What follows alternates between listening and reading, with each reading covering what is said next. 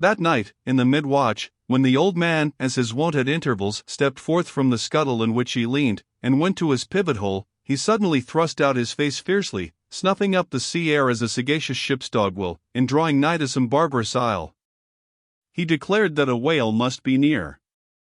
Soon that peculiar odor, sometimes to a great distance given forth by the living sperm whale, was palpable to all the watch, nor was any mariner surprised when, after inspecting the compass, and then the dog vane, and then ascertaining the precise bearing of the odor as nearly as possible, Ahab rapidly ordered the ship's course to be slightly altered, and the sail to be shortened.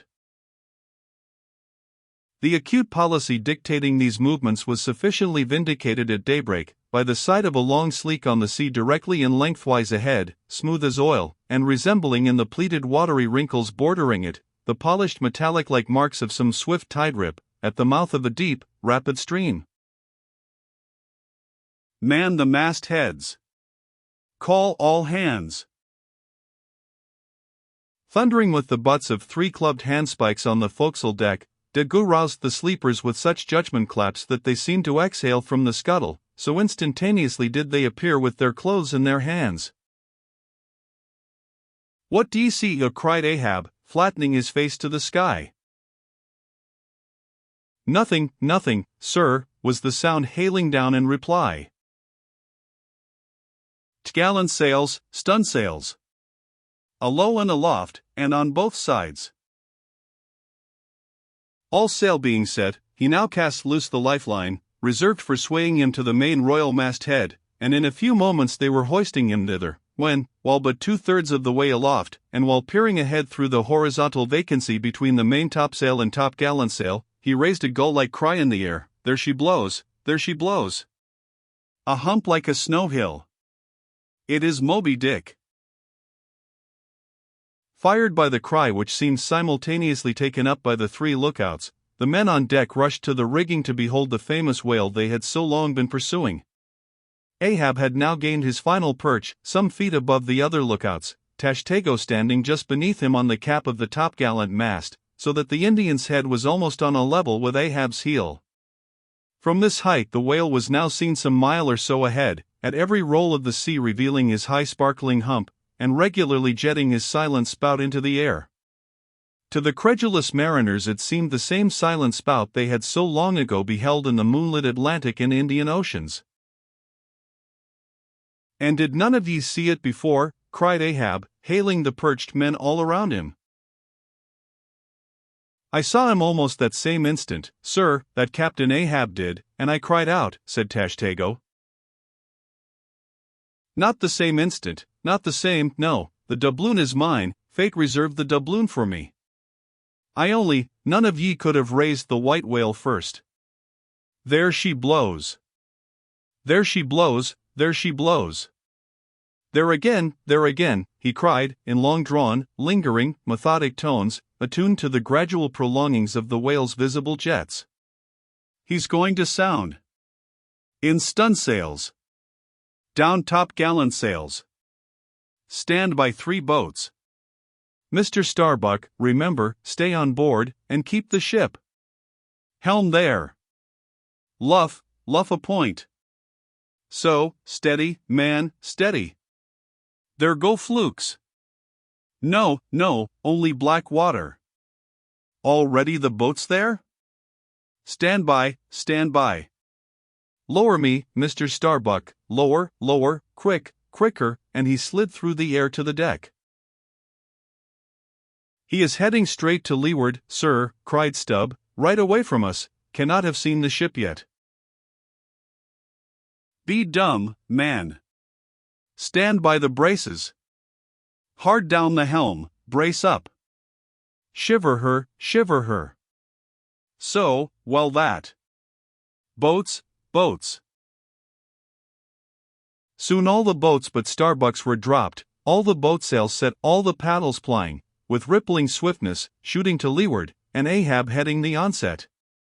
A pale, death glimmer lit up Fidalata's sunken eyes, a hideous motion gnawed his mouth. Like noiseless nautilus shells, their light prows sped through the sea, but only slowly they neared the foe. As they neared him, the ocean grew still more smooth, seemed drawing a carpet over its waves, seemed a new meadow, so serenely it spread. At length the breathless hunter came so nigh his seemingly unsuspecting prey that his entire dazzling hump was distinctly visible, sliding along the sea as if an isolated thing, and continually set in a revolving ring of finest, fleecy, greenish foam. He saw the vast, involved wrinkles of the slightly projecting head beyond.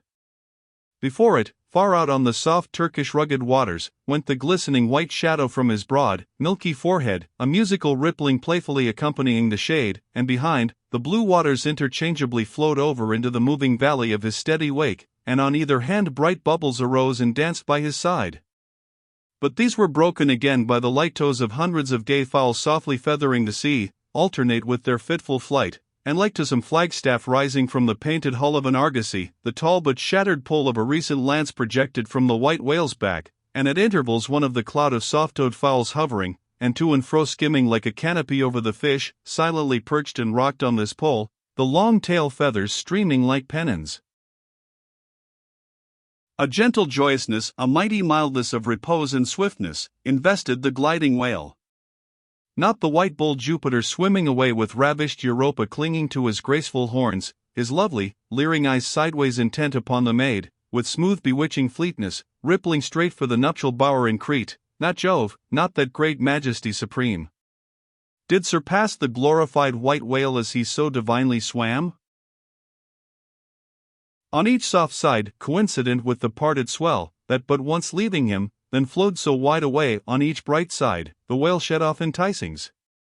No wonder there had been some among the hunters who, namelessly transported and allured by all this serenity, had ventured to assail it, but had fatally found that quietude but the vesture of tornadoes. Yet calm, enticing calm, O whale! Thou glidest on, to all who for the first time eye thee, no matter how many in that same way thou mayst have bejuggled and destroyed before.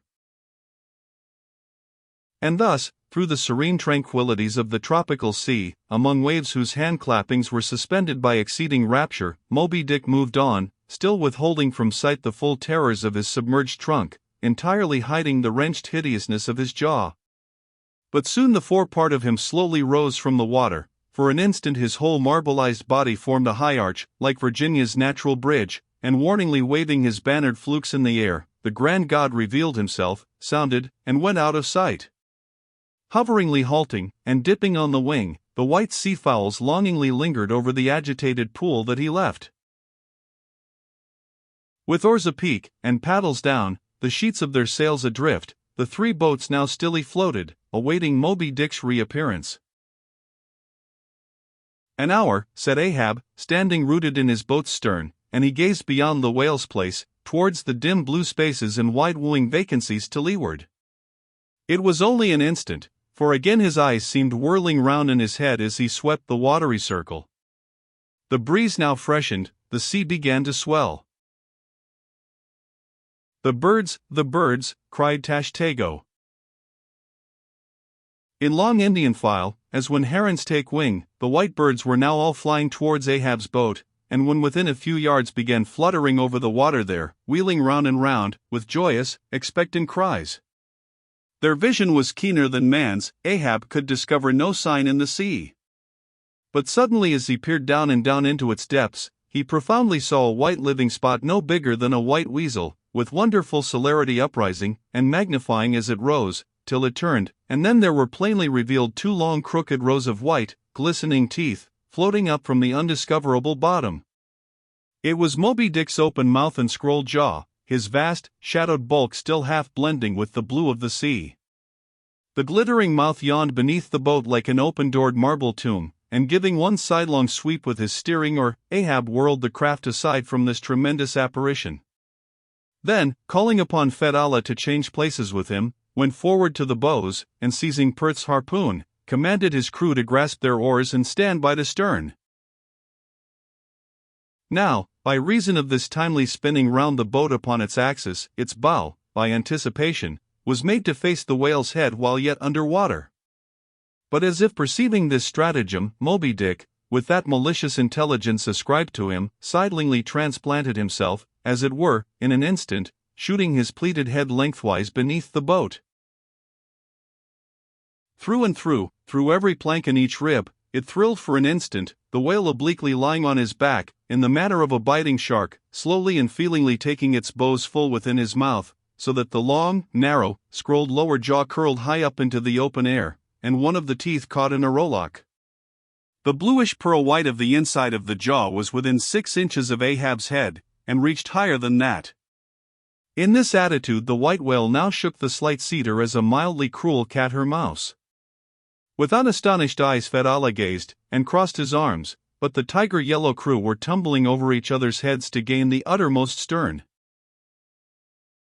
And now, while both elastic gunwales were springing in and out, as the whale dallied with the doomed craft in this devilish way, and from his body being submerged beneath the boat, he could not be darted at from the bows, for the bows were almost inside of him, as it were, and while the other boats involuntarily paused, as before a quick crisis impossible to withstand, then it was that monomaniac Ahab, furious with this tantalizing vicinity of his foe, which placed him all alive and helpless in the very jaws he hated. Frenzied with all this, he seized the long bone with his naked hands, and wildly strove to wrench it from its gripe.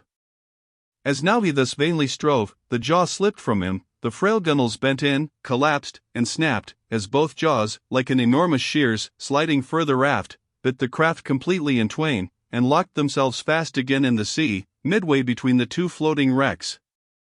These floated aside, the broken ends drooping, the crew at the stern wreck clinging to the gunwales, and striving to hold fast to the oars to lash them across.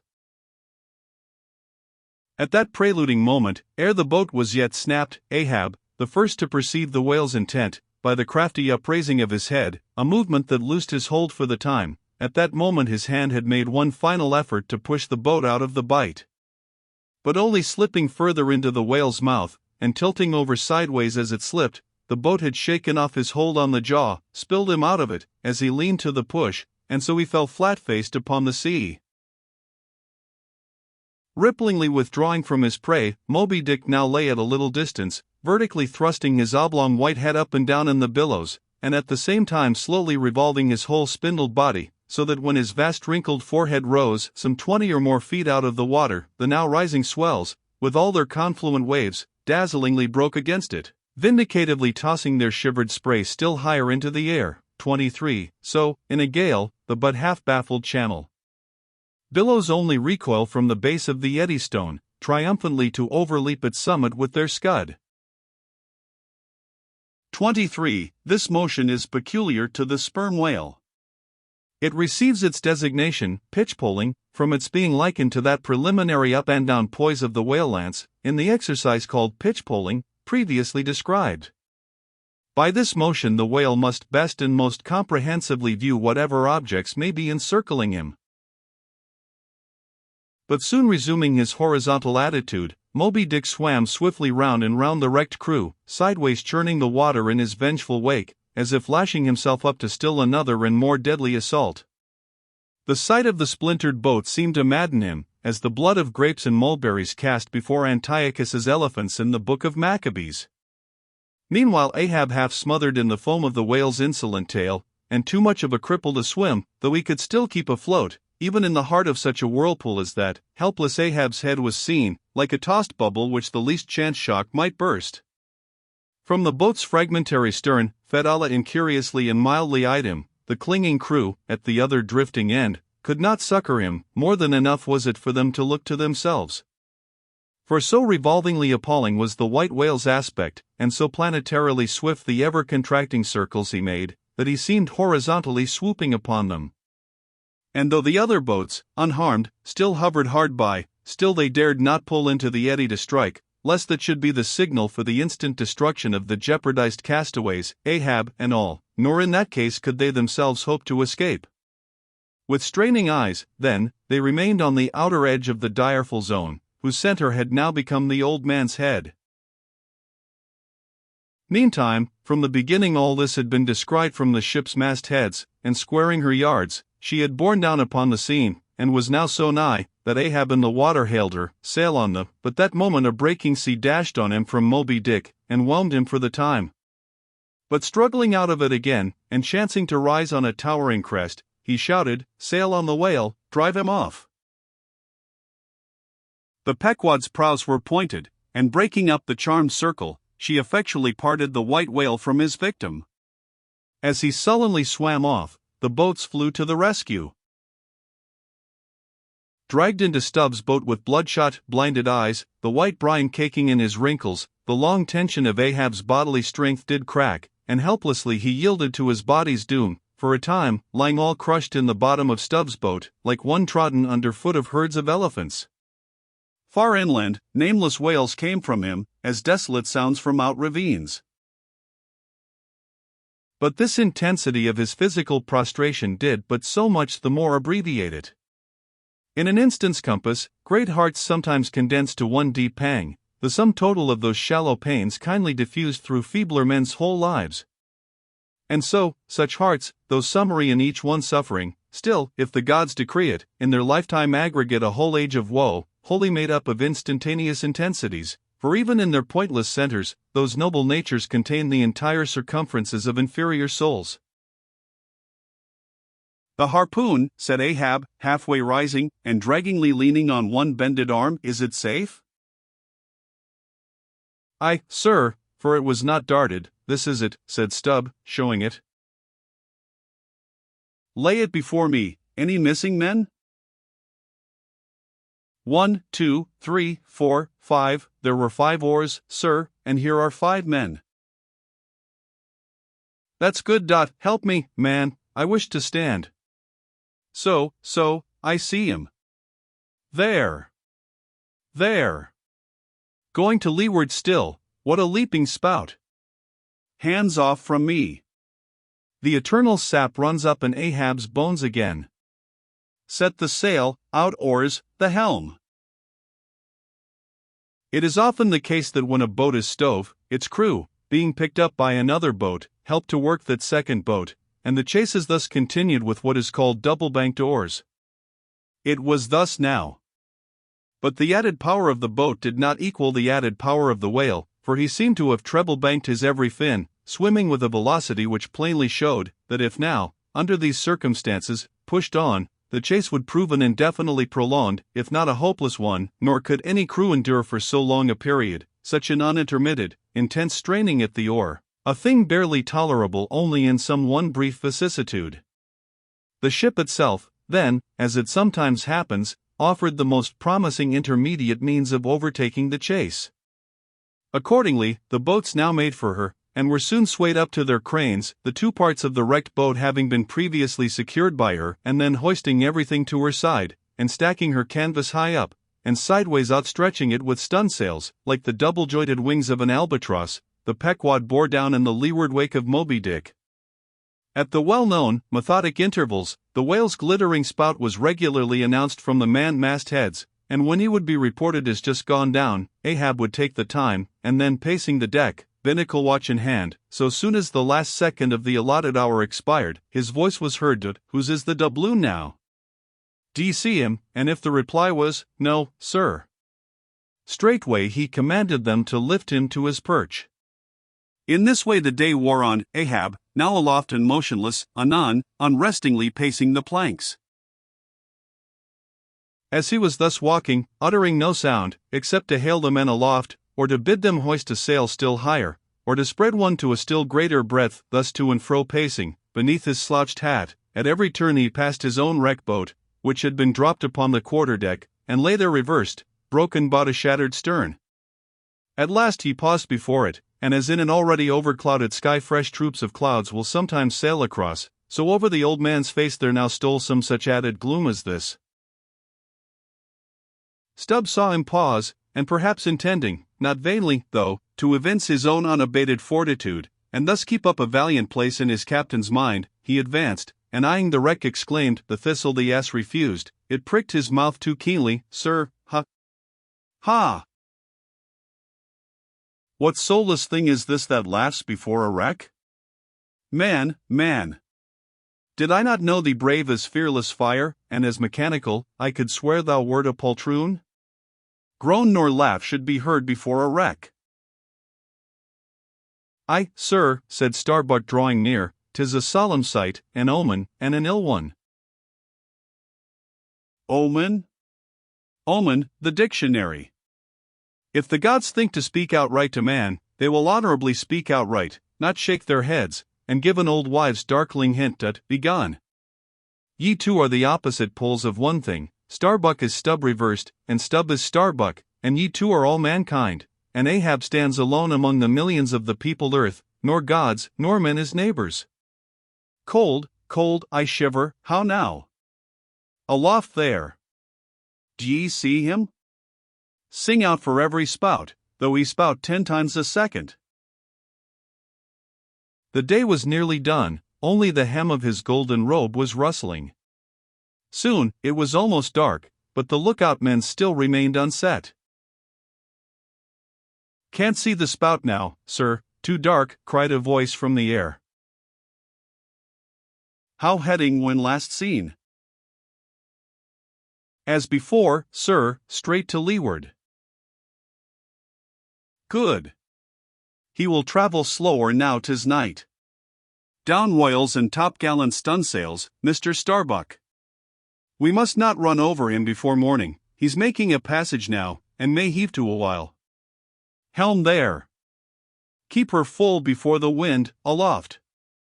Come down, Mr. Stubb, send a fresh hand to the foremast head, and see it man till morning, then advancing towards the doubloon and the mainmast, men, this gold is mine, for I earned it, but I shall let it abide here till the white whale is dead, and then, whosoever of you first raises him, upon the day he shall be killed, this gold is that man's, and if on that day I shall again raise him, then, 10 times its sum shall be divided among all of ye. Away now, the deck is thine, sir. And so saying, he placed himself halfway within the scuttle, and slouching his hat, stood there till dawn, except when at intervals rousing himself to see how the night wore on.